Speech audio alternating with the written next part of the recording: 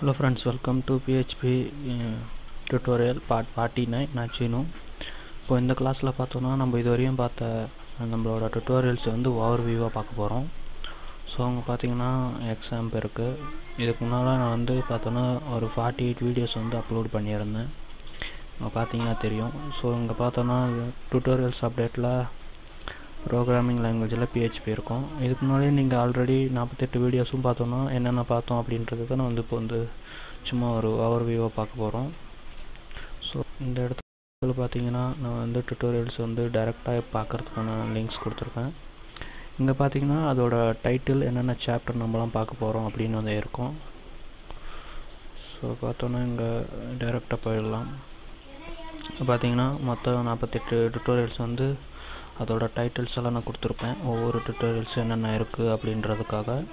இதில் பார்த்தோன்னா ஸ்டார்டிங்கில் நான் இன்ட்ரடக்ஷன்லேருந்து எப்படி டவுன்லோட் பண்ணுறதுலேருந்து அப்படி நம்ம எப்படி PHP எல்லாம் யூஸ் பண்ணணும் அப்படின்னு வந்து ஒரு ஓவர்வியூவாக எல்லாத்தையும் நான் வந்து சொல்லியிருப்பேன். இங்கே இந்த லிஸ்ட்டில் பார்த்தீங்கன்னா தெரிஞ்சிருக்கும். லூப்பிங்கு, ஆரே எல்லாமே. லாஸ்ட்டில் எரர்ஸ் எல்லாம் எப்படி மேனேஜ் பண்ணுறது அப்படின்ட்டு.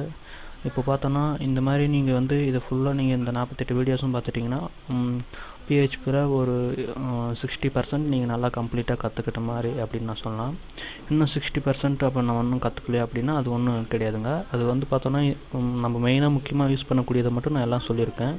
நீங்கள் இது இல்லாத இன்னும் நிறைய எக்ஸ்ட்ரா ஃபங்க்ஷன்ஸு அதே டைமில் எப்படி ஒர்க் அவுட் பண்ணணும் அப்படின்றதெல்லாம் நீங்கள் பார்த்தீங்கன்னா நீங்கள் ஒர்க் அவுட் பண்ணுறதுல மட்டும்தான் உங்கள்கிட்ட இருக்குது. ஸோ நீங்கள் அதெல்லாம் எப்படி கற்றுக்கணும் அப்படின்றதெல்லாம் நான் வந்து அடுத்த டுட்டோரியல் நான் சொல்கிறேன்.